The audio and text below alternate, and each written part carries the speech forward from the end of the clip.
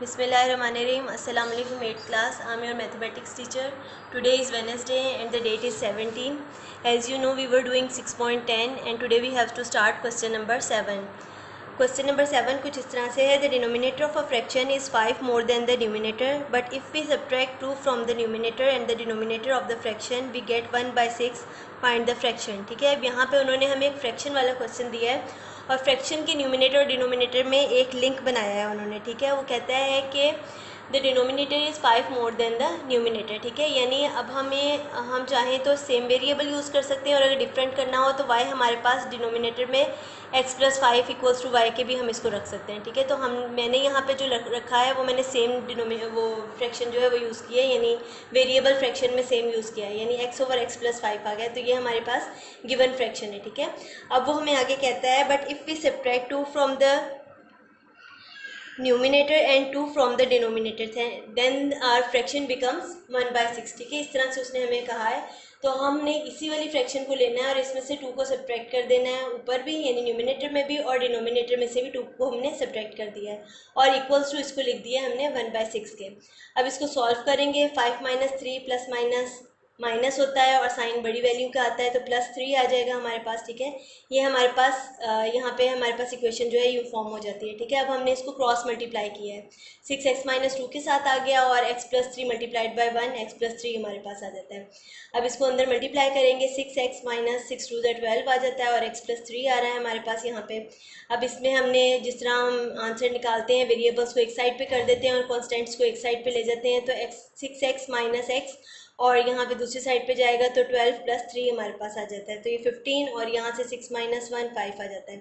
Divide करेंगे तो x का आंसर हमारे पास क्या आ गया, 3 आ गया. ठीक है, अब फ्रैक्शन जो हमें गिवन थी वो क्या थी, x/x+5. तो यहाँ x की जगह 3 पुट किया, यहाँ डिनोमिनेटर में भी x की जगह 3 पुट किया, तो 3/8 जो है वो हमारा फ्रैक्शन का आंसर आ गया है. ठीक है, अब नेक्स्ट है हमारे पास क्वेश्चन नंबर 8. क्वेश्चन नंबर 8 का क्वेश्चन कुछ इस तरह है. फिदा bot 3 kgs melons and 4 kgs mangoes for rupees 470. Anam bought 5 kgs melons and 6 kgs mangoes for rupees 730. Calculate the price of the melons and mangoes per kg. अब यहाँ पे हम सबसे पहले मेलन्स और मैंगोज़ को कोई वेरिएबल का नाम देंगे. ठीक है, हम लेट कर लेते हैं, सपोज कर लेते हैं कि मेलन हमारे x है. ठीक है, और मैंगोज़ को हम y का नाम दे देते हैं. अब हमारे पास इससे दो इक्वेशंस जो यहाँ पे फॉर्म होंगी वो हमारे पास क्या होती हैं कि Fida bought 3 kgs melons and 4 kgs mangoes for rupees 450. 3 kgs melons यानी 3x, 4 kgs mangoes यानी 4y इक्वल्स टू आ जाता है हमारे पास 470 के. और दूसरी इक्वेशन जो हमारे पास आती है वो है हमारे पास Anam bot 5 kgs melons and 6 kgs mango. 5 kgs melons 6 kgs mango equals to ₹730. ठीक है, अब ये हमारे पास दो इक्वेशंस फॉर्म होगी. इनके अंदर वही 6.9 वाला मेथड हम इक्वेटिंग या एलिमिनेटिंग मेथड में से कोई भी यूज़ कर सकते हैं. हमने इसमें से एक्स वाई यानी मेलन्स और मैंगोज़ का बताना है कि उनका क्या कॉस्ट है उनकी. अच्छा, अब यहाँ पे मैंने क्या किया है, मैंने इसके अंदर इक्वेटिंग मेथड यूज़ किया है. अब यहाँ पे मैं एक्स को इक्वेट करना चाह रही हूँ. तो अगर हम देखें तो कोई ऐसा टेबल नहीं है जो इन दोनों को के साथ मल्टीप्लाई हो सके और वो ये दोनों वैल्यूज़ जो हैं वो सेम हो जाएं. ठीक है, तो इसलिए मैं फर्स्ट इक्वेशन को 5 के साथ मल्टीप्लाई करूँगी और जो सेकंड इक्वेशन है उसको मैं 3 के साथ मल्टीप्लाई करके x को इक्वल करूँगी. तो मैंने किया है multiply equation 1 with 5 and equation 2 with 3 and subtract equation 2 from 1. अब देखें दोनों के साइन सेम है तो साइन को डिफरेंट होना लाजमी है. इस वजह से जो सेकंड इक्वेशन है उसके सारे साइंस जो हैं वो मैं चेंज कर रही हूँ यहाँ पे. ठीक है, तो वर्ड सब्ट्रैक्ट जो है हम यूज़ करेंगे यहाँ पे and subtract equation 2 from equation 1. ठीक है, अब यहाँ पे प्लस था, ये भी प्लस है, ये भी प्लस है, तो तीनों के साइंस चेंज होकर माइनस हो गया. यहाँ पे ये आपस में कैंसिल हो गया. 20 प्लस माइनस माइनस साइन बड़ी वैल्यू का आता है तो 2y आ गया और इन दोनों को जब हमने सॉल्व किया तो 160 हमारे पास आ रहा है. मैंने इस पूरी इक्वेशन को 5 के साथ मल्टीप्लाई किया था इक्वेशन 1 को और सेकेंड पूरी इक्वेशन को 3 के साथ मल्टीप्लाई किया था. तो ये वाला जो इक्वेशंस है ना ये फॉर्म हो रही हैं और उसके बाद इनको हमने सॉल्व कर लिया. तो y का आंसर हमारे पास क्या आता है 160 डिवाइडेड बाय 2, क्योंकि दोनों में रिलेशन मल्टीप्लिकेशन का है. दूसरी साइड पे जाके डिवाइड हो जाएगा तो आंसर हमारे पास 80 आ रहा है. तो अब हम ये जो y इक्वल्स टू 80 आ रहा है इसको हम किसी भी इक्वेशन में पुट कर सकते हैं, फर्स्ट में या सेकंड में, तो मैं इसको इक्वेशन 1 में पुट कर रही हूँ, ठीक है। तो ये 3x plus 4y equals to 470 है, तो 4y की जगह, ठीक है, 80 मैंने पुट कर दिया यहाँ पे और इसको सॉल्व किया तो ये हमारे पास आंसर यहाँ 4 मल्टीप्लाइड बाई 80 320 आ जाता है। 320 इन दोनों के दरमियान में प्लस का रिलेशन है, ये उस साइड पे जाएगा तो माइनस हो जाएगा, माइनस 320 आ जाएगा, तो यहाँ से हमारे पास 150 आता है। अब यहाँ पे 3 को डिवाइड कर देंगे क्योंकि दोनों में मल्टीप्लिकेशन का रिलेशन है, तो दूसरी साइड पे जाके डिवाइड हो जाएगा। x equals to 150 divided by 3, तो आंसर 50 आ रहा है। इसका मतलब है कि x जो कि हमारे पास मेलन्स को रिप्रेजेंट कर रहा था, ठीक है, तो इक्वल्स है ₹50 के पर केजी, ठीक है। और इसी तरह जो हमारे पास y था, ठीक है, ये हमारे पास मैंगोज़ को रिप्रेजेंट कर रहा था, तो y इक्वल्स टू मैंगोज़ के है, तो ये इक्वल्स टू ₹80 केजी जो है हमारे पास आ रहा है, ठीक है। यहाँ से 80 पर केजी जो है ये हमारे पास आ रहा है। अभी हमारे पास 2 क्वेश्चन हो गए हैं, अभी हम नेक्स्ट क्वेश्चन अब इसका स्टार्ट करते हैं।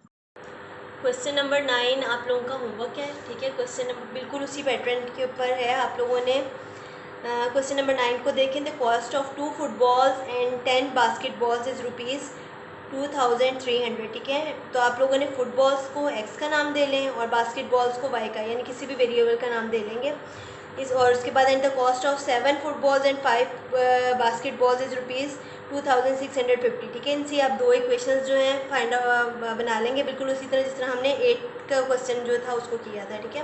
और उसी तरह फिर आप लोगों ने किसी भी मेथड से उसको सॉल्व करके तो उनका x और y का, यानी बास्केटबॉल और फुटबॉल्स का आंसर जो है वो आप लोगों ने फाइंड आउट कर लेना है। अभी क्वेश्चन नंबर 10 है, इसको देखें। If the numerator and the denominator of fraction increase by 1। अब देखिए यहाँ उसने हमें न्यूमिनेटर और डिनोमिनेटर का नाम लिया है, सिर्फ आपस में कोई लिंक नहीं बताया उनका, ठीक है, यानी ये दोनों अलग अलग चीज़ें हैं। तो हम यहाँ पे जो फ्रैक्शन लेंगे वो x ओवर y की लेंगे क्योंकि इनके आपस में किसी किस्म का कोई लिंक नहीं है आपस में बताया हुआ उन्होंने। तो वो कहता है कि if the numerator and the denominator of fraction is increase by 1, ठीक है। सबसे पहले तो हम लेट कर लेते हैं कि कोई भी फ्रैक्शन x ओवर y, फिर वो कहता है कि अगर न्यूमिनेटर और डिनोमिनेटर जो है फ्रैक्शन का वो 1 से अगर इंक्रीज़ हो रहा है तो वो इक्वल्स टू, उसने बताया है इसको, द फ्रैक्शन बिकम्स 2/3। तो हमारे पास फ्रैक्शन जो है वो क्या आ जाती है, 2/3 आ जाती है। ये पहली जो उसने हमें स्टेटमेंट है वो दी है यहाँ पे। अब हम इसको पहले क्रॉस मल्टीप्लाई करेंगे तो ये 3 × x+1 आ जाएगा और इक्वल्स टू 2 × y+1 आ जाएगा। मल्टीप्लाई करेंगे 3x+3 और 2y+2 1 ज़ा 2 हमारे पास आ जाएगा। अब जो वेरिएबल्स हैं उनको एक साइड पे ले आएंगे तो 3x माइनस 2y, और ये 3 यहाँ पे प्लस के साथ है तो इस साइड पे जाके माइनस हो जाएगा, और प्लस माइनस हमारे पास माइनस होता है, साइन बड़ी वैल्यू का आता है, तो ये हमारे पास -1 आ जाएगा। 3x minus 2y equals to -1, ये हमारे पास फर्स्ट इक्वेशन जो है फॉर्म हो गई है। नेक्स्ट वो कहता है if the numerator the denominator of the same fraction are decreased by 2। Decrease का मतलब होता है माइनस, यानी सेम फ्रैक्शन जो है वो डिक्रीज हो रही है 2 से, यानी न्यूमिनेटर में से भी 2 माइनस हो रहा है, डिनोमिनेटर में से भी 2 माइनस हो रहा है, तो फ्रैक्शन जो है वो हमारे पास 1/3 फॉर्म हो रही है, ठीक है। ये उन्होंने हमें सेकंड स्टेटमेंट जो है वो दी है। इसको हमने राइट कर लिया, इसको क्रॉस मल्टीप्लाई करेंगे 3 × x-2 आ जाएगा, और 1 मल्टीप्लाई करेंगे y-2 से तो ये y-2 ही हमारे पास आ जाएगा। इसको मल्टीप्लाई करेंगे 3x - 3 × 6 और y-2 आता है। जो हमारे पास वेरिएबल्स हैं उनको एक साइड पे ले आएंगे तो 3x - 5, ठीक है, और यहाँ से 6 - 2 हमारे पास हो जाएगा, प्लस माइनस माइनस साइन बड़ी वैल्यू का आता है तो ये 4 आ जाएगा। यूँ हमारे पास सेकंड इक्वेशन जो फॉर्म हो रही है वो हमारे पास ये 3x - y इक्वल्स टू 4 आ रही है। अब यहाँ पे अगर हम देखें तो 3x और 3x मीन्स जो पहला हमारे पास टर्म है वो ऑटोमेटिकली सेम हमारे पास आ रही है, सिर्फ साइन का डिफरेंस है कि दोनों का साइन सेम है, तो हमने इसका साइन को चेंज करना है। तो हम लिखेंगे सब्ट्रैक्ट इक्वेशन 2 फ्रॉम इक्वेशन 1, यानी तरतीब उसी तरह रहने दी है मैंने।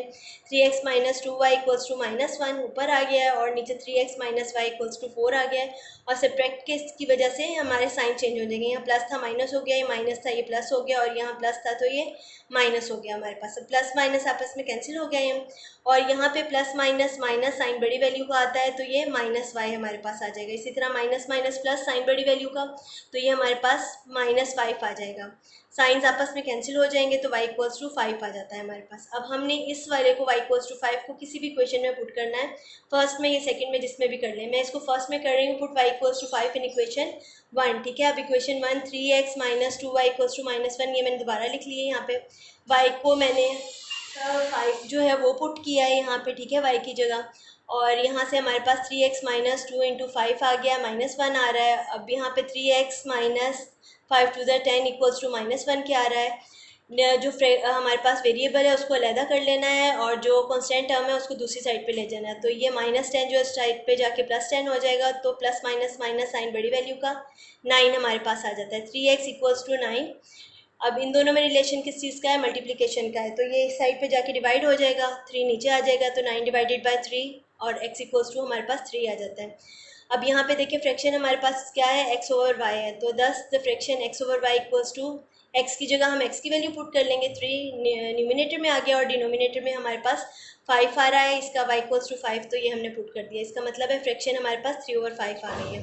अब आप लोगों का जो होमवर्क है नेक्स्ट वो है क्वेश्चन नंबर 9 और क्वेश्चन नंबर 11। क्वेश्चन 11 जो है वो सेम क्वेश्चन नंबर 10 की तरह का है, ठीक है।